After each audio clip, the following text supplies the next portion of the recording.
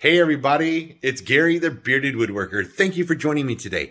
In today's episode, I'm going to show you how I took this puzzle and framed it into a nice piece of artwork.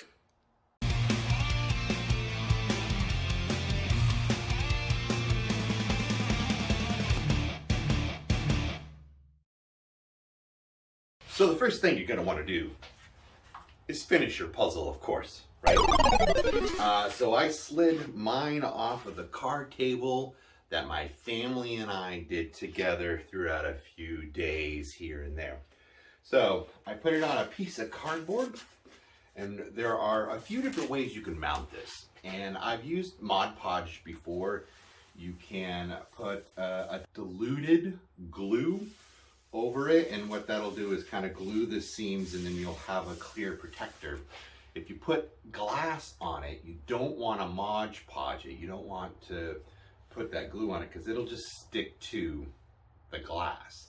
So I want to put glass on it and a frame that we're going to build. So what I'm going to do is use this 3M Super 77. This stuff is amazing. I've used this for 20 years in the framing industry, gluing photographs and gluing posters and puzzles and stuff like that to the backings of things. So you can use foam board. If you're doing like photographs, I would definitely suggest using foam board and not cardboard.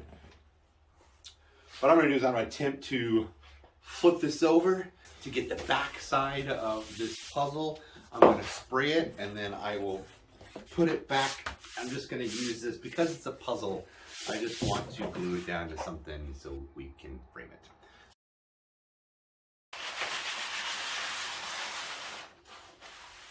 There you go. Now I have a place that I can spray and not get it on the cardboard.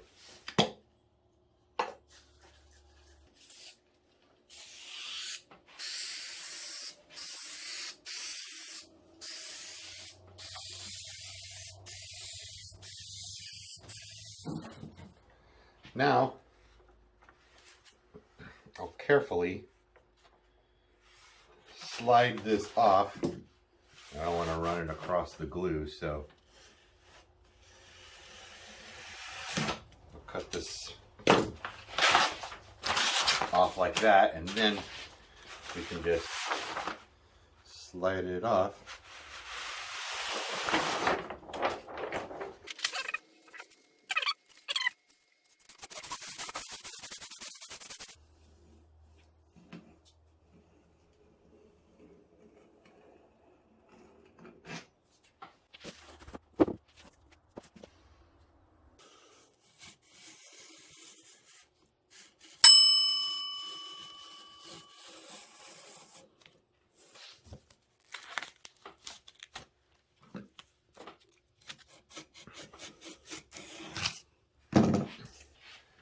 Now that we have the puzzle mounted, it's time to cut the frame.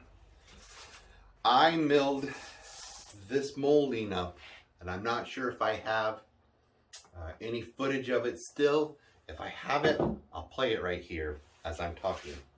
This is old brick molding that I salvaged from a house.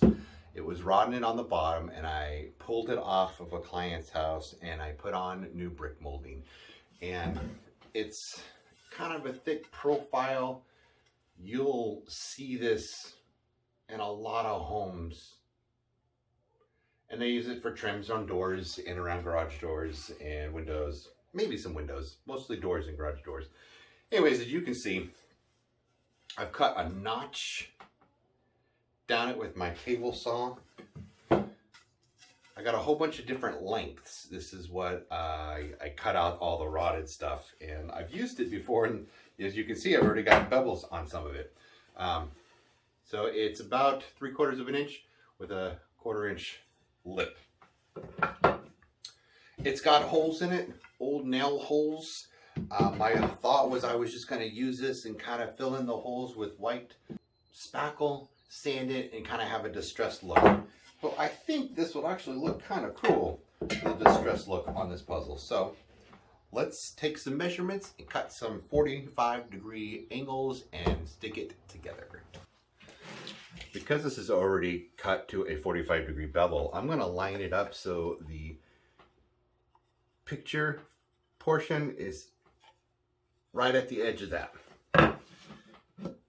Just like that. And then I want to come over here and mark it. So this is where I know it's going to go from here, and then it's going to go back your 45-degree angle that way.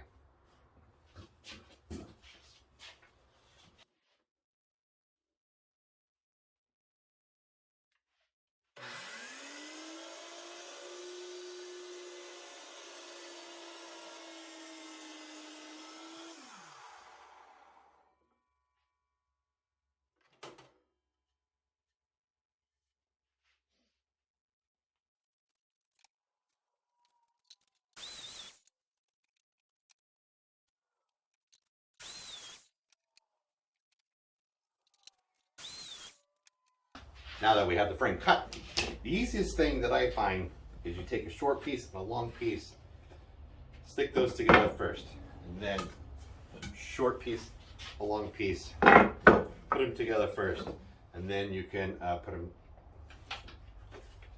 put the two halves together, make a hole. Just put some glue on the miter, and then I'm going to stick the lip around the edge of my workbench where there is a 45-degree, like, or 90-degree, a right angle here, right? I'm going to stick it like that, and then I'm going to put a couple of brad nails in it.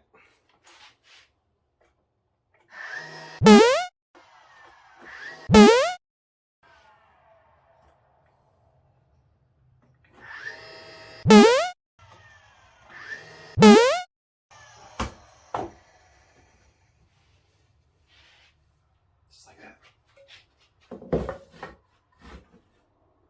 And then once you have these two pieces together, go ahead and glue both miters. Now nail them together.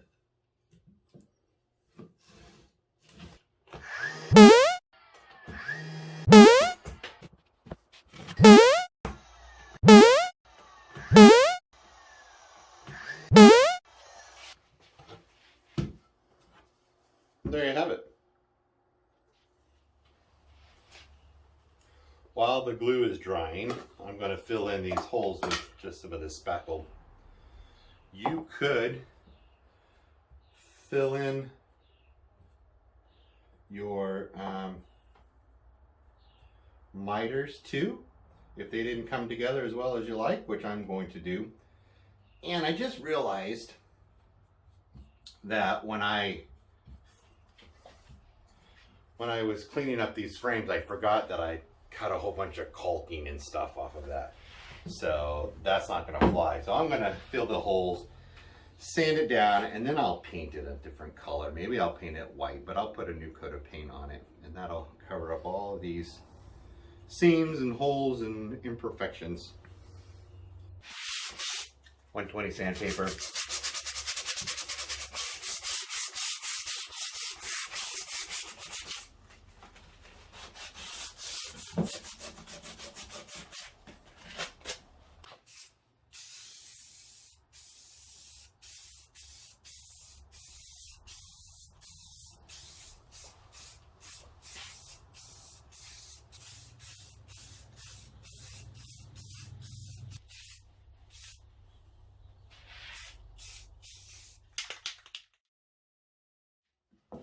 So I got a piece of glass from an old piece of artwork. Matter of fact, it wasn't even on the artwork or framed. It was just leaning next to it. I'm going to cut this down. I'm going to cut it an eighth of an inch smaller. So our puzzle is 18 1/8 by 24 1/8. And I want to make sure that the glass fits in the frame. So you always want to cut it just a tad smaller. So I'll mark it here with a little Sharpie at the 18. Like that. You just use it and we score it. on your marks here. And then you put a little pressure and you want to hear this sound. So basically I just scored it. And what the ball does, now you slip the little ball piece here underneath where you scored it, and just like that.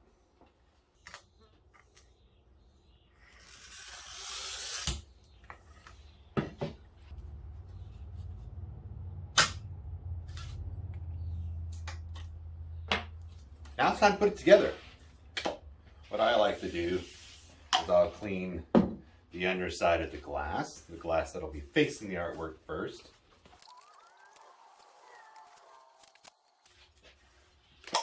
And then I'll clean the top, and this way it'll be nice and clean and you can look around to see if there's things underneath your glass or on your glass. Grab my frame, which is now painted.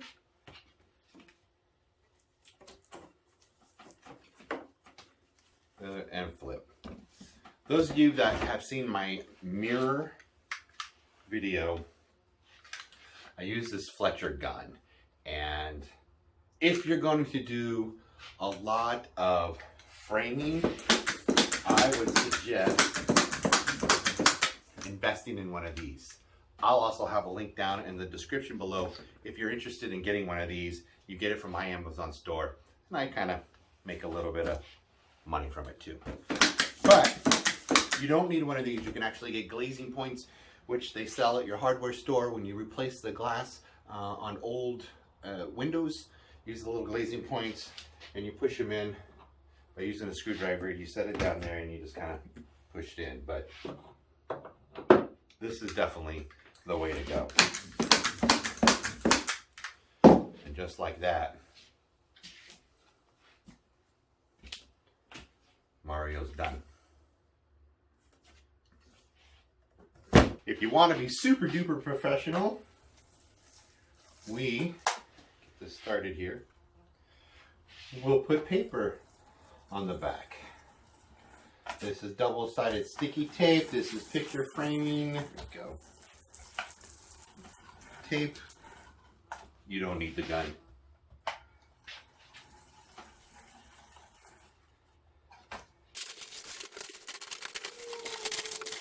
Now for me, it's a lot easier just to use a razor blade. Run my finger along the edge like this.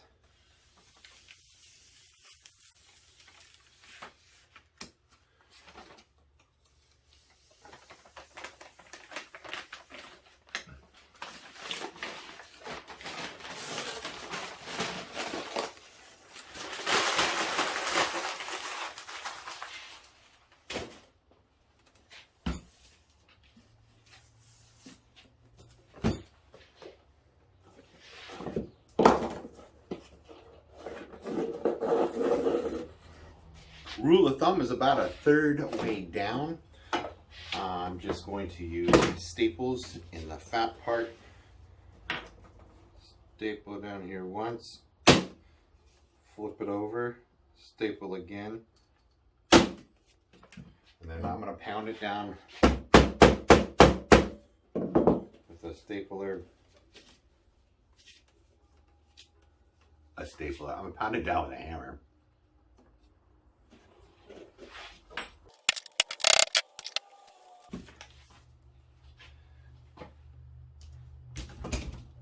There you have it. Mario is good to go. I think the white looks really cool because the outline of all the letters is in white. There's a lot of white in here. I think it frames it in really nicely. So thank you guys for watching. Again, I'll have links down in the description below on some of these specialty tools that I use to do this. Well worth investing in these tools if you plan on making multiple picture frames. Perhaps you're an artist and you want to frame your artwork, or you want to start making frames for other artists. Anyways, don't forget to make a comment. Let me know what you think of this little video and this little project. Hit that subscribe button if you have not subscribed yet for more content, and even the bell notification if you want to. You know how that thing goes. I'm Gary, the Bearded Woodworker. Thanks for watching. I'll see you guys again on my next build. Take care.